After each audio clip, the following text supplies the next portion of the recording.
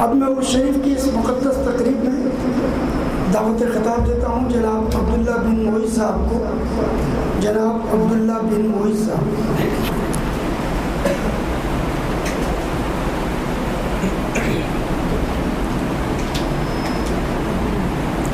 نحمده ونصلي على رسوله الكريم اما بعد فاعوذ باللہ من الشیطان الرجیم بسم اللہ الرحمن الرحیم. تمامی حاضرین محفل کو السلام علیکم.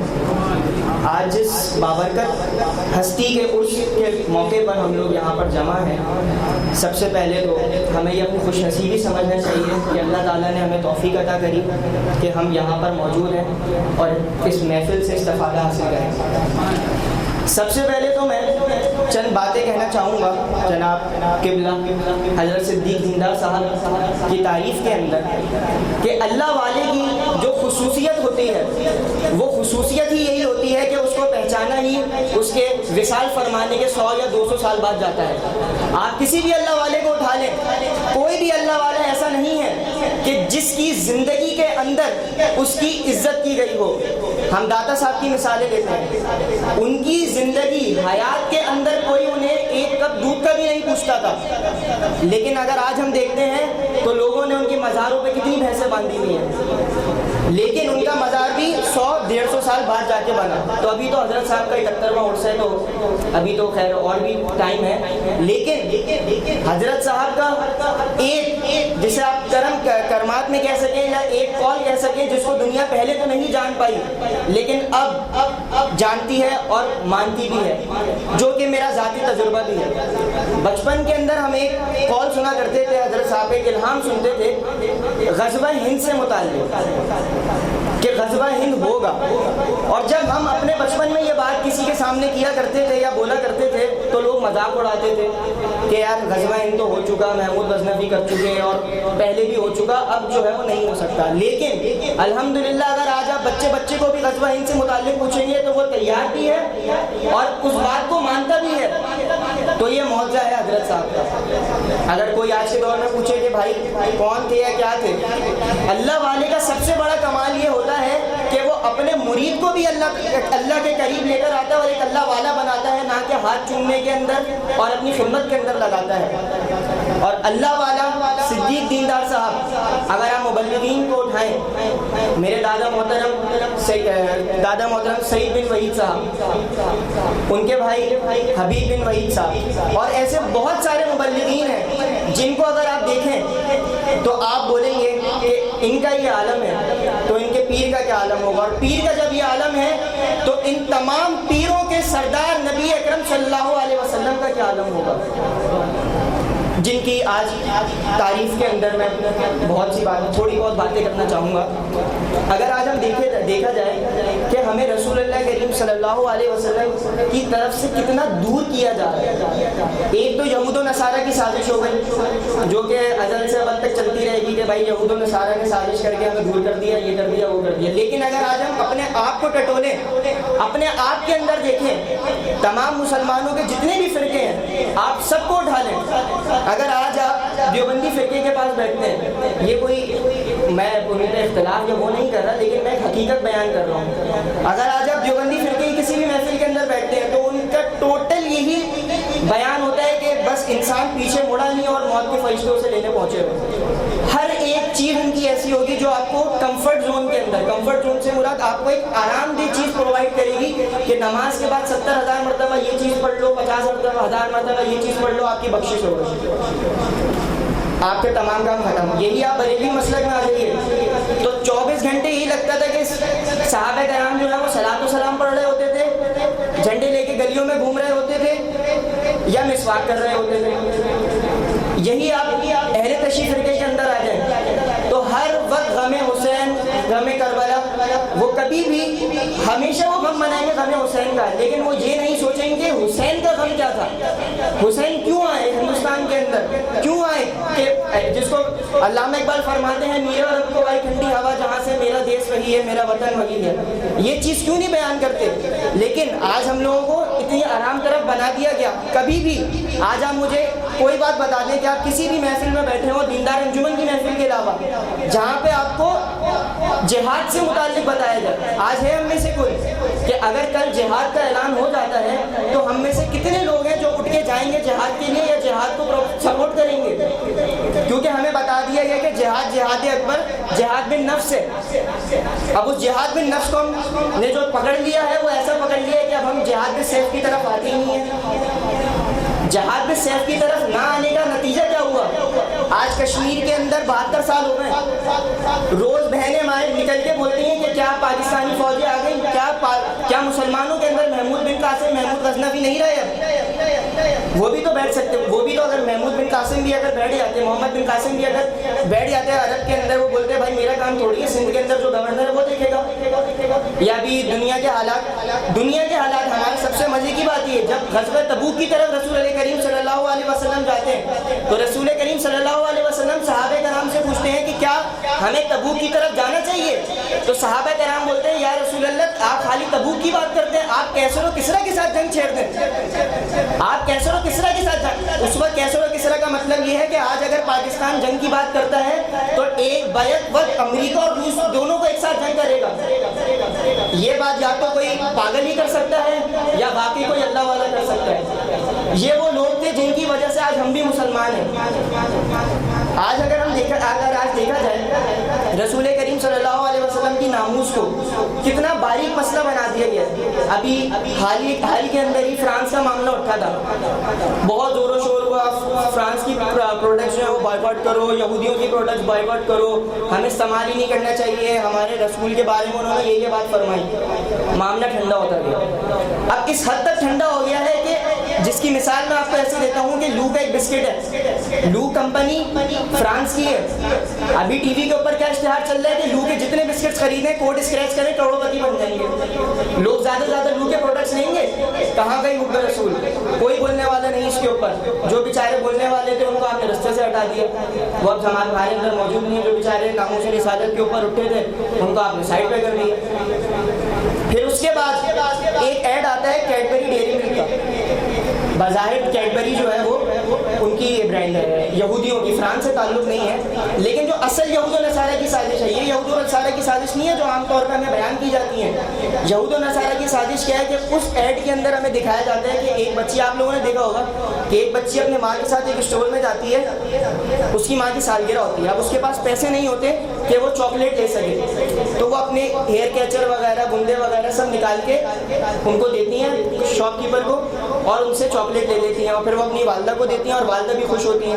اچھا عورتوں کا تو حساب کتاب آپ کو ہمارے ملک میں پتہ ہے کہ عامر لیاقت صاحب کی دعائیں کرا رہے ہوتے ہیں تو آنسو میں بہا کے رویا جا رہا ہوتا ہے، ان کو بھی عالم بنا دیا گیا. تو اس وقت ہماری امائیں بھی ہمیں بول رہے ہوتے ہیں ایسی ہوتی ہیں اولادیں. دیکھو پیسے نہیں ہونے کے باوجود بھی اپنی چیزیں اس نے دیں اور ماں سے محبت کا اظہار کیا گیا.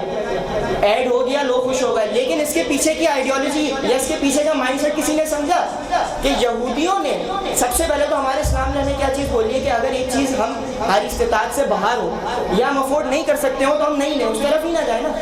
لیکن اس ایڈ کے اندر یہ چیز بتائی گئی کہ اگر تمہارے پاس پیسے نہیں ہیں، تمہارے پاس کوئی ذریعہ نہیں ہے تو تم اپنی چیزیں گروی رکھو اور ہم سے ادھار لے کے جاؤ. بظاہر تو چھوٹی سی بات ہے، کیا بات ہے کہ بچی نے اپنی وہ دی، ماں خوش ہو گئی، ہم بھی خوش ہو گئے، دیکھو ماں کی محبت ہے. لیکن بچپن سے ہی آپ کے ذہن میں یہ بات ڈال دی گئی کہ اگر تمہیں کسی چیز کی ضرورت ہے، تمہیں کوئی چیز لینی ہے، پیسے نہیں ہے تو کوئی مسئلہ نہیں ہے، ڈونٹ وری، آپ اپنی چیزیں گروی رکھو. اسی طریقے سے آج کس طریقے سے آپ کا پورا ملک گروی رکھ دیا گیا اور ہمیں خبر ہی نہیں. اور یہ ہوتا کیوں ہے؟ جب بچپن میں ہمیں کیا پڑھایا جاتا ہے؟ الف سے انار، بے سے بکری. ایسا ہی ہے، بظاہر صحیح بات ہے بھائی بچپن ہے، لیکن اگر بچپن سے ہی پڑھایا جاتا الف سے احد اور بے سے بدر تو پھر آج پتہ چلتا ہے کہ مسلمان جس حال میں اس حال میں نہیں ہوتے. یہ الف سے احد بے سے بدر بھی نہیں، الف سے اللہ، بے سے بلال، میم سے محمد، عین سے عمر، عین سے علی، عین سے عثمان پڑھایا جاتا. تو آج یہ حال مسلمانوں کا نہیں ہوتا. اس حال پہ مسلمان کیوں پہنچ گئے کہ آج ہمارے پرائم منسٹر صاحب جب کشمیر کا معاملہ اٹھتا ہے، یہاں سے لوگ جہاد کے لیے نکلتے تو کہتے ہیں کہ جو لوگ جہاد کے لیے جائیں گے وہ غدار ہوں گے، کشمیریوں کے دشمن ہوں گے. اصل غدار تو تم ہو جو اسلامی ریاست کے اندر مندر کا بنیاد رکھتے ہو. اور پھر اس کے بعد کہتے ہو ایک سمپل سی بات ہے نا کہ رسول کریم صلی اللہ علیہ وسلم کا نام تک نہیں لینا آ رہا. اس سے بڑی ضلالت اس ملک کے اوپر کیا ہوگی کہ جو ملک نبی کریم صلی اللہ علیہ وسلم کی بشارت ہے، مدینہ ثانی ہے، اس کے اندر عورتیں 30 سے 35 خواتین ہوتی ہیں, نکلتی ہیں اپنے حقوق کے لیے. میرے نبی کریم صلی اللہ علیہ وسلم تو وہ حقوق دے کر گئے جو عورتوں کو پتہ ہی نہیں. آج آپ کسی بھی عورت کو پوچھ لیں, مطلب عورت سے مراد وہ عورتیں ہیں جو 30-35 سلیکٹڈ جو اس مارچ کے اندر ہوتی ہیں, کہ آپ کیا ڈیمانڈس چاہتی ہیں. اگر آپ برابری کے حقوق چاہتی ہیں تو پھر اپنا پنکچر بھی خود لگاؤ. بات تو یہ ہے نا, پنکچر خود لگاؤ. ابھی بل کی لائن میں یا روٹیوں کی لائن میں آپ جائیں گے تو میں لیڈیز ہوں, مجھے پہلے لینے نظر. پھر برابری دونوں جگہ پہ ہونی چاہیے نا. لیکن یہ سب مائنڈ پولیوٹ کیوں کیا گیا کہ مسلمان آج اس حال پہ پہنچ گئے. آج اگر ہم بات کرتے ہیں نا, میری آخری تقریر کے اندر یہ اختلاف کیا گیا کہ بھائی میں نے ایک حدیث سنائی تھی کہ آپ صلی اللہ علیہ وسلم نے فرمایا کہ وہ شخص تم میں سے جب تک مسلمان نہیں ہو سکتا جب تک وہ مجھے اپنے مال دولت ماں باپ تمام افراد سے بڑھ کر نہ چاہے. یہ حدیث ہے. اختلاف یہ ہوا کہ بھائی جب ہم خود اس بات پر عمل نہیں کر سکتے تو ہم دوسروں کو اس بات کی تاکید کیوں کر رہے ہیں, ایسی بات ہی کیوں کر رہے ہیں جس پر ہم خود بھی عمل نہیں کر سکتے تھے. جب رسول کریم صلی اللہ علیہ وسلم نے چینی کا منع کیا ایک بچے کو, تو آپ صلی اللہ علیہ وسلم نے پہلے خود 3 دن چینی کھانی بند کی, پھر اس کے بعد اس کو تلقین فرمائی. تو بات یہ ہے وہ رحمت للعالمین ہے, رحمت للعالمین ہم نہیں ہیں. وہ جس چیز پر کر سکتے ہیں, آپ دعاؤں میں بولتے ہیں کہ یا اللہ تعالیٰ رسول کریم صلی اللہ علیہ وسلم کے نقش قدم پر چلنے کی توفیق نصیب فرما. ایسا ہے کہ نہیں ہے؟ جبکہ آپ اللہ تعالیٰ قرآن میں فرماتے ہیں کہ اگر کوئی تم میں سے یہ بولے کہ میری ایک ناک بھی رسول کریم صلی اللہ علیہ وسلم کی برابر ہے تو میں اس کی ناک کاٹ دوں گا. تو آپ نقش قدم پر آپ یہ کہہ سکتے ہو کہ جیسا وہ چاہتے تھے اپنے امتیوں کو کہ وہ اس نقش قدم پر چلے, یہ چیز آپ دعا مانگو. یہ چیز دعا مانگنے سے مراد کہ نبی کریم صلی اللہ علیہ وسلم کے نقش قدم پر چلا, یہ تو نعوذ باللہ کفر جیسی بات ہو گئی نا. آپ ان جیسے تو بن ہی نہیں سکتے. آج کل ایک بندے نے مجھ سے سوال کیا, وہ نان مسلم ہے, کہ رسول کریم صلی اللہ علیہ وسلم رحمت للعالمین کیسے ہوئے؟ تو رحمت للمسلمین ہونے چاہیے. مطلب ہم انہیں مانتے نہیں ہیں, ہم ان کو آخری نبی نہیں مانتے, صادق اور امین. بات یہ ہوتی ہے کہ رحمت للعالمین, میں نے بولا کہ رحمت للعالمین اس لیے ہے کہ پہلی قوم ناپ تول کم کرتی تھی, عذاب آ گیا. کوئی بھی گناہ کرتی تھی اس کے اوپر عذاب آ دیا جاتا تھا. لیکن یہ رسول کریم صلی اللہ علیہ وسلم کی رحمت للعالمینیت ہی ہے کہ آج ہم ہر گناہ کر رہے ہیں, ناپ تول میں کمی کر رہے ہیں, لیکن اس کے باوجود بھی کوئی عذاب ہم پر نہیں آ رہا. یہ ہے رحمت للعالمین ہونے کا ثبوت کہ کیسے ہمارے نبی کریم صلی اللہ علیہ وسلم رحمت للعالمین ہے. اور جس بابرکت ہستی کے اس کے موقع پر آج ہم موجود ہیں ان کے اوپر بھی. اچھا ایک بات میں آپ کو اور بتاتا چلوں کہ لوگوں کا سوال یہ ہوتا ہے کہ اللہ والے کو ہم پہچانے کیسے. جیسے ابھی آج ہم بیٹھے ہیں تو ہمیں پتہ ہے کہ صدیق دیندار صاحب جو ہیں وہ اللہ والے تھے. حالانکہ تحقیق ہم نے بھی نہیں کری, ہمیں بھی جو چیز بتائی گئی ہم نے تو اسی پہ بھروسہ کیا. بھائی ہم نے تحقیق تو ہم میں سے کون, آپ جتنے بھی ارکان ہیں کوئی بھی کھڑا ہو کے بول سکے کہ ہاں بھائی میں نے تحقیق کری حضرت صاحب کے اوپر پوری, تو میں ان کو مانتا ہوں. ہمارے ابا نے یا دادا نے ہمیں بولا تو نہیں, ہم نے خود کی ہے تحقیق تو ہم مانتے ہیں. لیکن آج کے دور میں سب سے بہترین اور سب سے آسان طریقہ اللہ والے کو پہچاننے کا یہ ہے کہ اس پہ سب سے پہلے لگتا ہے کفر کا فتویٰ. اگر کفر کا فتویٰ نہیں لگتا تو اس کا مطلب وہ اللہ والا ہی نہیں ہے. لیکن اب اس کا یہ مطلب ہرگز نہ لیا جائے کہ اگر کفر کا فتویٰ ہی نہیں لگ رہا تو اللہ والا ہی نہیں ہے. قادیانیت کا فتویٰ پھر دوسرے نمبر پہ لگتا ہے, کیونکہ یہ سب سے آسان ہے آج کے دور میں دے دینا کہ جو بھی شخص جس کی بات آپ کو سمجھ نہیں آ رہی, جو آپ کو برا لگ رہا ہے, آپ نے اٹھ کے بول دیا بھائی یہ تو قادیانی ہے. پھر آپ کا کام ختم ہوتا ہے, دوسرے جو ہے وہ عاشق محمدین ان کا کام شروع ہوتا ہے. وہ پھر آپ کو بتاتے ہیں کہ کون کتنا اچھا ہے کون کتنا برا ہے. یہ حساب کتاب ہمارے ملک میں چل رہا ہے. پھر اس کے علاوہ مزید ایسی چیز ہے کہ ہمیں بتایا جاتا ہے کہ بھائی رسول کریم صلی اللہ علیہ وسلم سے محبت میں, حالانکہ بات یہ ہوتی ہے کہ لوگ ہمیں بتاتے ہیں کہ بھائی دین جو ہے وہ علم ہے, علم ہے, علم ہے. تو حق باہو کا کلام ہے جس کا ایک شعر ہے کہ اگر علم ہی دین کا نام ہوتا, اگر علم ہی دین کا نام ہوتا تو سر کبھی بھی نیزوں کے اوپر نہیں آتے. اگر دین صرف نماز پڑھنے کا نام ہوتا نا تو کبھی بھی نبی کریم صلی اللہ علیہ وسلم کے اوپر اجڑی نہیں پھینکی جاتی. صرف نماز ہی پڑھنے کی بات تھی نا, لیکن اسلام ایک سسٹم کی بات کرتا ہے, ایک نظام کی بات کرتا ہے جو منظور نہیں ہے کسی اور کو. کیونکہ ظاہر سی بات ہے میں سود کا نظام چاہتا ہوں, اسلام منع کر رہا ہے, تو سامنے والا کیسے چاہے گا کہ یہ سسٹم قائم ہو. ایک وہ بات ہے کہ سامنے والا چاہ ہی نہیں رہا. رسول کریم صلی اللہ علیہ وسلم سے مشرکین مکہ فرماتے کہ اگر آپ 365 دن میں سے 364 دن آپ کی عبادت کریں گے, جس طرح آپ بولو گے, جو آپ بولو گے بالکل اس طریقے سے کریں گے، لیکن صرف ایک دن۔ اب بظاہر اتنی چھوٹی تعداد ہے مسلمانوں کی، مسلمانوں کو چاہیے کہ بھائی کر لیں، کیا ایک ہی دن کی تو بات ہے، ایک ہی دن کچھ نہیں ہوتا، لیکن نبی کریم صلی اللہ علیہ وسلم فرماتے ہیں ایک لمحہ بھی ایسا نہیں ہوگا کہ جس وقت میں تم لوگوں کو مان لوں یا اپنے رسول کریم صلی اللہ علیہ وسلم کی اطاعت یا اپنے خدا کی اطاعت چھوڑ دوں۔ یہ ہے وہ چیز جو رسول کریم صلی اللہ علیہ وسلم نے ہمیں فرمائی، یہ ہے وہ دین جو رسول کریم صلی اللہ علیہ وسلم ہمیں دے کر گئے۔ وآخر دعوانا